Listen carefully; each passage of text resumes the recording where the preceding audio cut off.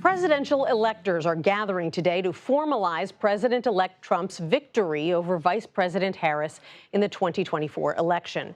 In what is largely a ceremonial process, members of the Electoral College are meeting at state capitals across the U.S.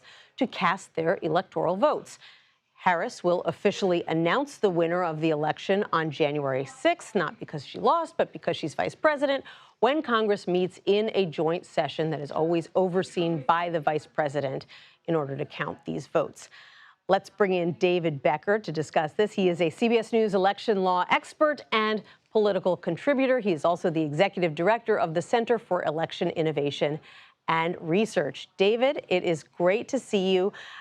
Talk to us about the purpose of what's happening today and how what we've been seeing today compares to what we saw 4 years ago when President-elect Trump was disputing the outcome of the election. Yes, it's nice to be with you, Nancy, and it's nice to see this return to a day that is relatively uneventful, as it has been through most of our history.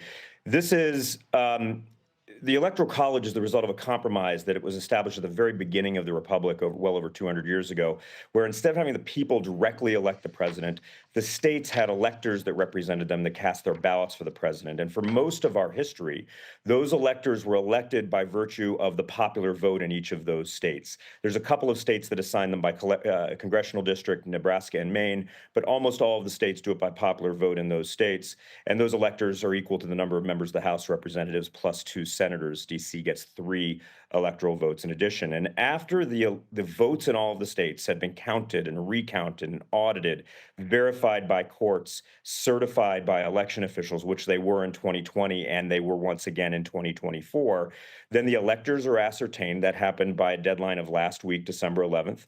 And then the electors actually have to meet in the state capitals today. It happens to be December 17th today. It's always in the middle of December. And they cast their ballots officially. Those votes are then sent to Congress. They're recorded at the National Archives. And on January 6th, they'll be counted publicly as they have been throughout our history. And again, we expect, as it has been through almost all of our history, except for 2020, that counting will be rather uneventful and it'll be a ceremony that we would expect. We know who won the election. It was President-elect Trump.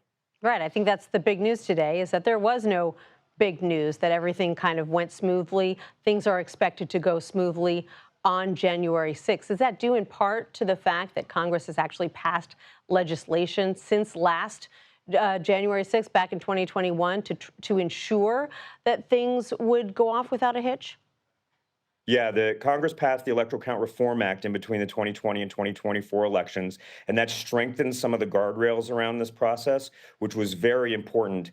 But I think it's probably more likely due to the fact that President Trump legitimately won the 2024 election.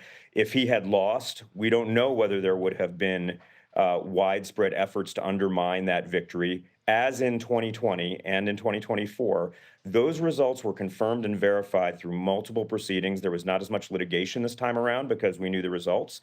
But the states confirm the results. In 2020, there were Republican election officials who certified results for President Biden. In 2024, there were Democratic election officials who certified results for President Trump. That's the way it should be, and it's working that way here in 2024 without any effort to undermine the process. As we recall, back in 2020, there were efforts to set up fake electors, to have them file false certificates. We're not seeing any of that in 2024, just like we've seen throughout our history where that just doesn't occur. David Becker, great insight as always. Thanks so much. Thank you, Nancy.